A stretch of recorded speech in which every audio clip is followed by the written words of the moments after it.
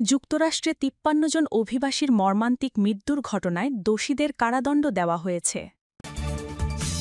Trump বাতিল করেছেন কানাডার সঙ্গে চলমান বাণিজ্য আলোচনা।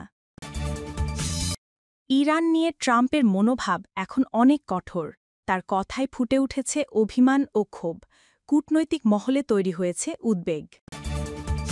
পাকিস্তানে আত্মঘাতী বোমা হামলায় ১৬ সেনা নিহত। ইরানে ইসরায়েলি হামলায় নিহতদের জানাজায় জনতার ঢল। গাজায় নিহতের সংখ্যা লাখের কাছাকাছি। যুক্তরাষ্ট্রে ৫৩ অভিবাসী নিহতের ঘটনায় দোষীদের কারাদণ্ড। গত ২০২২ সালে যুক্তরাষ্ট্রের টেক্সাসে একটি ট্রাকে ৫৩ জন অভিবাসীর মৃত্যুর ঘটনায় জড়িত থাকার অভিযোগে দোষী সাব্যস্ত হওয়া একটি মানব পাচারকারী চক্রের নেতাকে শুক্রবার যাবজ্জীবন কারাদণ্ড দেয়া হয়েছে। হিউস্টন থেকে বার্তা সংস্থা এএফপি এ খবর জানায়। কৌশলীদের মতে, চক্রটি ৩০ বছর বয়সী নেতা ফেলিপে ওর্ডোলাপোরেস একটি মানব পাচারকারী দলের নেতৃত্ব দিয়েছিলেন। মানব পাচারকারী দলটি ২০২১ সালের ডিসেম্বর থেকে ২০২২ সালের জুনের মধ্যে গুয়াতেমালা, হন্ডুরাস ও মেক্সিকো থেকে প্রাপ্তবয়স্ক ও শিশুদের যুক্তরাষ্ট্রে নিয়ে এসেছিল। মার্চ মাসে তাকে মার্কিন যুক্তরাষ্ট্রের অভ্যন্তরে বিদেশিদের পরিবহনের জন্য দোষী সাব্যস্ত করা হয়েছিল, যার ফলে মৃত্যু, গুরুতর শারীরিক আঘাত ও জীবন ঝুঁকিতে পড়েছিল। বিচার বিভাগ এক বিবৃতিতে জানিয়েছে, টেক্সাসের পশ্চিমাঞ্চলীয় বিচারক অরল্যান্ডো গার্সিয়া শুক্রবার টোরেসকে যাবজ্জীবন কারাদণ্ড ও $2,50,000 জরিমানা করেছেন।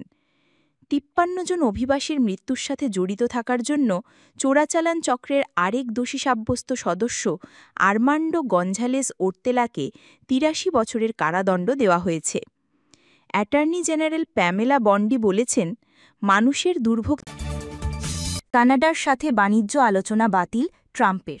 মার্কিন প্রেসিডেন্ট ডোনাল্ড ট্রাম্প শুক্রবার বলেছেন, যুক্তরাষ্ট্রের প্রযুক্তি প্রতিষ্ঠানগুলোর ওপর কর আরোপ করায় কানাডার সাথে চলমান বাণিজ্য আলোচনা তিনি বাতিল করছেন। আগামী এক সপ্তাহের মধ্যে কানাডার জন্য নতুন শুল্কহার ঘোষণা করা হবে বলেও জানিয়েছেন তিনি। ওয়াশিংটন থেকে এএফপি জানিয়েছে, ট্রাম্পের মন্তব্য ছিল কানাডার ডিজিটাল সার্ভিস ট্যাক্স সংক্রান্ত, যা গত বছর কার্যকর হয়েছে। এর আওতায় ৫ বছরে $৫.৯ বিলিয়ন কানাডীয় ডলার আয় হতে পারে বলে পূর্বাভাস দেয়া হয়েছে। সম্প্রতি কম্পিউটার অ্যান্ড কমিউনিকেশনস অ্যাসোসিয়েশন জানায়, যদিও এই ব্যবস্থা নতুন, আগামী ৩০ জুন থেকে মার্কিন ডিজিটাল সেবা প্রদানকারীদের কানাডায় কয়েক বিলিয়ন ডলারের কর পরিশোধ করতে হবে। এই ৩% কর মূলত গুগলের প্যারেন্ট কোম্পানি অ্যালফাবেট, অ্যামাজন এবং মেটার মতো বৃহৎ বা বহুজাতিক ডিজিটাল প্রতিষ্ঠানগুলোর ওপর প্রযোজ্য, যারা কানাডীয় নাগরিকদের ডিজিটাল সেবা দেয়। এর বিরুদ্ধে যুক্তরাষ্ট্র ইতোমধ্যে বিরোধ নিষ্পত্তির আলোচনা চেয়েছিল। ট্রাম্প তার ট্রুথ সোশ্যাল প্ল্যাটফর্মে লিখেছেন, এই ন্যাক্কারজনক করের ভিত্তিতে আমরা কানাডার সাথে সব বাণিজ্য আলোচনা তাৎক্ষণিকভাবে বন্ধ করছি। এর ফলে কানাডা আগের কিছু মার্কিন শুল্ক থেকে রেহাই পেলেও এখন নতুন একটি পৃথক শুল্ক কাঠামোর মুখোমুখি হতে চলেছে। ট্রাম্প ইতোমধ্যে কানাডার স্টিল, অ্যালুমিনিয়াম এবং গাড়ি আমদানির উপর উচ্চ শুল্ক আরোপ করেছেন। গত সপ্তাহে কানাডার প্রধানমন্ত্রী মার্ক কার্নি বলেছিলেন, ইরানের প্রতি ট্রাম্পের অভিমান। ইরানের প্রতি অভিমান করে সামাজিক যোগাযোগ মাধ্যম ট্রুথ সোশ্যালে বার্তা দিয়েছেন মার্কিন প্রেসিডেন্ট ডোনাল্ড ট্রাম্প। তিনি অভিমান করে বলেন, গত কয়েকদিন ধরে আমি ইরানের ওপর নিষেধাজ্ঞা প্রত্যাহারের সম্ভাবনা নিয়ে কাজ করছিলাম, যা তেহরানের দীর্ঘদিনের একটি প্রধান দাবি। তিনি আরও বলেন, আমি জানতাম খামেনি কোথায় আশ্রয় নিয়েছেন। আমি ইসরায়েল কিংবা বিশ্বের সবচেয়ে শক্তিশালী যুক্তরাষ্ট্রের সশস্ত্র বাহিনীকে তার জীবন শেষ করতে দেইনি। আমি তাকে এক ভয়াবহ ও লাঞ্ছনাজনক মৃত্যুর হাত থেকে রক্ষা করেছি।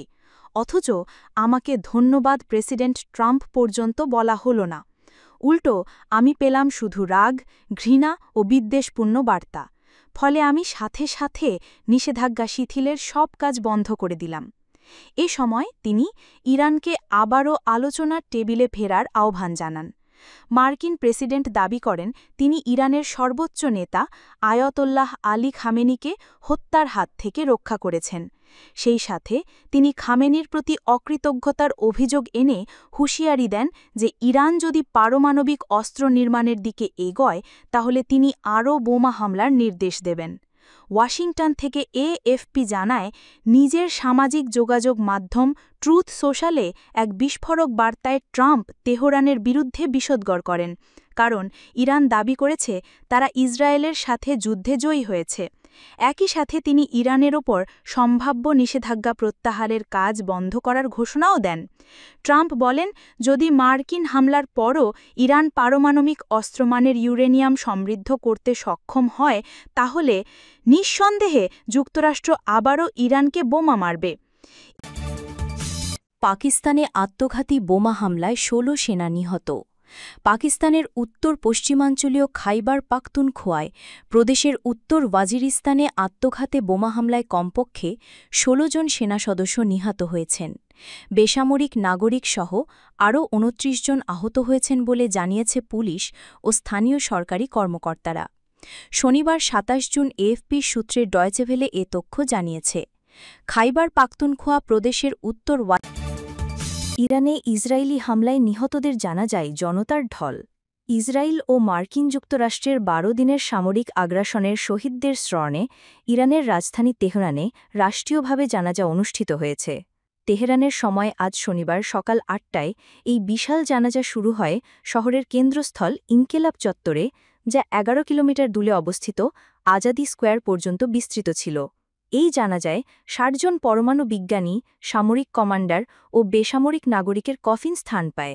শহীদদের কফিন ইরানের জাতীয় পতাকায় মরানো ছিল এবং অনেকের ছবি ও সামরিক পোশাক সম্বলিত ব্যানারও প্রদর্শিত হয়। জানাজায় অংশ নেন ইরানের প্রেসিডেন্ট মাসুদ পেজেশকিয়ান, আইআরজিসির কুদস ফোর্সের প্রধান ব্রিগেডিয়ার জেনারেল ইসমাইল কায়ানি এবং অন্যান্য উচ্চপদস্থ সামরিক ও বেসামরিক কর্মকর্তারা। বিপুল সংখ্যক শোকসন্তপ্ত জনতা কফিনের পাশে দাঁড়িয়ে ইসরায়েল ধ্বংস হোক, আমেরিকা ধ্বংস হোক স্লোগান দেন এবং নানা প্রতিবাদী প্ল্যাকার্ড বহন করেন। একটি ব্যানারে লেখা ছিল বুম বুম তেল আবিব, যা ইরানের পাল্টা ক্ষেপণাস্ত্র হামলার ইঙ্গিত দেয়। ইরানের পররাষ্ট্র মন্ত্রণালয়ের গাজায় নিহতের সংখ্যা লাখের কাছাকাছি, দাবি ইসরায়েলি গণমাধ্যমের। গাজায় নিহতের সংখ্যা লাখের কাছাকাছি বলে দাবি করেছে ইসরায়েলি পত্রিকা হারেটস। তারা সম্প্রতি একটি আন্তর্জাতিক গবেষক দল পরিচালিত সমীক্ষার ভিত্তিতে এই দাবি করেছে। সূত্রটি জানিয়েছে, ২০২৩ সালের ৭ অক্টোবর থেকে শুরু হওয়া ইসরায়েলি আগ্রাসনে গাজা উপত্যকায় প্রায় ১ লাখ ফিলিস্তিনি নিহত হয়েছেন। এই সংখ্যা সরাসরি বোমা হামলা ও সহিংসতায় প্রাণ হারানো এবং যুদ্ধের পরোক্ষ প্রভাব যেমন ক্ষুধা, রোগ ও চিকিৎসা সেবার অভাব থেকে উদ্ভূত মৃত্যুর সমন্বিত হিসাব। হারেতসের মতে এ পরিসংখ্যান গাজা সংঘর্ষকে একবিংশ শতাব্দীর সবচেয়ে রক্তক্ষয়ী যুদ্ধে পরিণত করেছে। পত্রিকাটি একটি আন্তর্জাতিক গবেষণা দল পরিচালিত সমীক্ষার ফলাফল প্রকাশ করেছে। সেখানে দাবি করা হয়েছে, গাজায় নিহতের প্রকৃত পরিসংখ্যান ফিলিস্তিনের স্বাস্থ্য মন্ত্রণালয়ে যে তথ্য দিয়ে থাকে তা বাস্তবতার তুলনায় রক্ষণশীল এবং প্রকৃত চিত্রকে অনেকটাই আড়াল করে। এই সমীক্ষা পরিচালনা করেছেন লন্ডন বিশ্ববিদ্যালয়ের রয়্যাল হলওয়ে কলেজের অর্থনীতিবিদ অধ্যাপক মাইকেল স্পাগাট, যিনি ইরাক, সিরিয়া ও কসোভো সহ একাধিক সংঘাত নিয়ে গবেষণা করেছেন। ড খলিল শিকাকির সহায়তায় পরিচালিত গবেষণায় গাজার ২,০০০ পরিবারের উপর জরিপ চালানো হয়, যার আওতায় প্রায় ১০,০০০ মানুষের তথ্য বিশ্লেষণ করা হয়েছে। সমীক্ষা অনুযায়ী